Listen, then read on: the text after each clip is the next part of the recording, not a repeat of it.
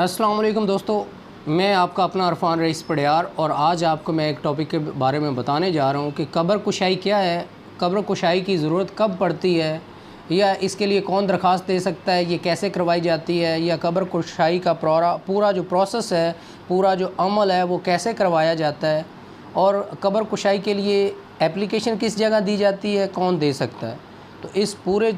Topic पर एक lengthy discuss करने जा रहा हूँ विद लॉ, विद सेक्शन। तो इसको पूरी वीडियो को लाजमी देखिएगा एंड तक, ताकि आपको पूरी चीज़ों का पता चल सके।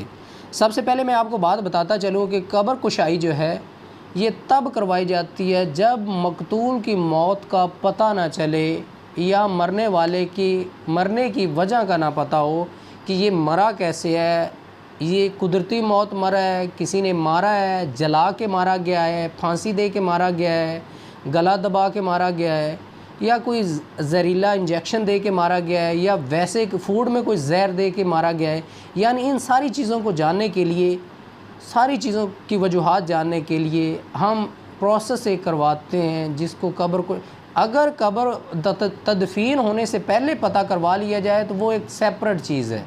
वो अलग चीज़ है कि हमने पहले ही सारा प्रोसेस कंप्लीट करवा लिया कि इसकी किसी बंदे की मौत कैसे हुई है, या वो मरा कैसे है, या ये सारा प्रोसेस कैसे हुआ है। लेकिन अगर उसके मरने का प्रोसेस पता ही ना चले, लेकिन वो होता है बरादरियों में या गांव में या इलाकों में कि उसकी तदफीन करवा दी जाती है, जी चलें जो हो गया सो हो गया, लेकिन अभी तदफीन करवाते हैं बस ठीक है।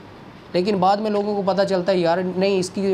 डेथ तो ऐसे हुई है या इसकी मौत तो वैसे हुई है। तो उसके लिए फिर जो उसके लीगल हेयर्स होते हैं, जो उसके वर्सा होते हैं, जो उसके मरने वाले के वारसीन होते हैं, उनके अंदर फिर अपने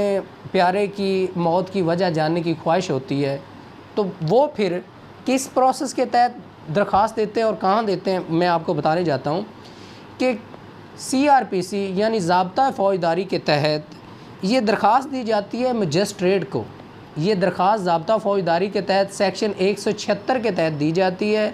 मजिस्ट्रेट को। जो वो उस थाने का, उस इलाके का जो भी मजिस्ट्रेट होगा उसको ये दरख्वास्त दी जाएगी कि ये जो बंदा मरा है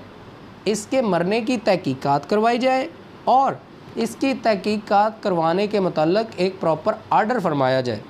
ये दरख्वास्त सेक्शन 176 के तहत दी जाती है, लेकिन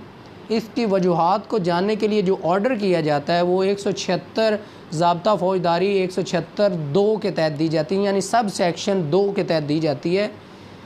और मरने की जो वजूहात है उसकी दरख्वास्त कोई भी शख्स दे सकता है। ज़रूरी नहीं है कि मरने वाले के मकतूल के वालिदैन, उसके भाई, बहन भाई, रिश्तेदार ही दरख्वास्त दें, नहीं। मरने की वजूहात जानने के लिए इस पर क्लियर कट लॉ है, काफ़ी सारी जजमेंट्स भी हैं। और एक मैं जजमेंट अभी लेटेस्ट 2021 की आपको बताऊंगा लास्ट में, कि उसमें भी अभी क्लियर कट ये वाज़े कर दिया गया है कि मरने की वजूहात जानने के लिए कोई भी शख्स जो है वो मजिस्ट्रेट को दरख्वास्त दे सकता है कि फ़लाँ बंदे की मौत हुई है, इसका पोस्टमार्टम करवाया जाए या इसकी कब्र कुशाई करवा कर इसका पोस्टमार्टम करवाया जाए, ताकि इसके मरने की वजूहात जानी जा सके। इसके बाद जब कब्र कुशाई की दरख्वास्त जैसा के पास आती है तो जो इलाके का मजिस्ट्रेट होता है वो अपनी निगरानी में दोनों पार्टियों को नोटिस करता है, दोनों पार्टियों को सुनता है। दोनों पार्टियों को सुनने के बाद अगर जज को लगता है, थोड़ा सा भी डाउट लगता है कि इसकी कब्र कुशाई होनी चाहिए, तो वो उसमें ऑर्डर कर देता है। इतना ही काफ़ी होता है कब्र कुशाई के ऑर्डर के लिए कि लोगों को उसकी मौत में डाउट आ गया है या उसमें कोई उनको बहाम आ गया कि इसकी मौत की वजह कोई और है, सिर्फ इतना ही काफ़ी है। और फिर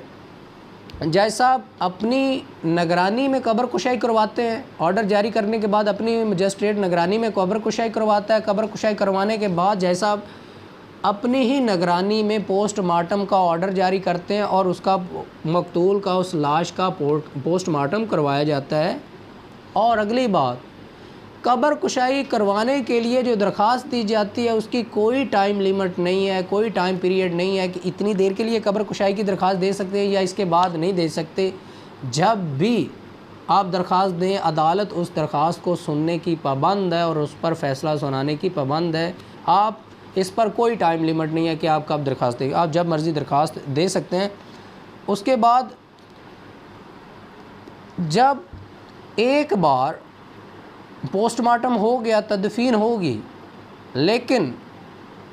मजिस्ट्रेट के पास 176 की दरख्वास्त आ गई, पहले भी पोस्टमार्टम हुआ है तदफीन से पहले मकतूल का, लेकिन जब मजिस्ट्रेट के पास 176 की एप्लीकेशन आ गई कि इस मरने वाले की मौत की जो वजह है वो जानी जाए, क्योंकि इसकी जो 176 की जो मेन वर्डिंग है ना, inquiry by magistrate into cause of death, यानी मजिस्ट्रेट इंक्वायरी करे कि ये जो कॉज ऑफ डेथ है ये क्या है या कैसे मौत हुई है। तो इससे पहले चाहे पोस्टमार्टम हुआ है, लेकिन फिर भी मजिस्ट्रेट दोबारा पोस्टमार्टम का हुक्म दे सकता है और दोबारा प्रॉपर पोस्टमार्टम करवा सकता है। इसके साथ ही मैं आपको बात बताता चलूँ कि जब मजिस्ट्रेट ने अपनी निगरानी में एक इंक्वायरी कंप्लीट कर ली है, अगर एग्जूमेशन का प्रोसेस कंप्लीट कर लिया है, कब्र कुशाई का प्रोसेस कंप्लीट कर लिया है, या कोई इंक्वायरी कंक्लूड कर ली, अपनी निगरानी में मजिस्ट्रेट के साइन शुदा है, ऑर्डर है, तो उस पर कोई भी अदारा जो है दोबारा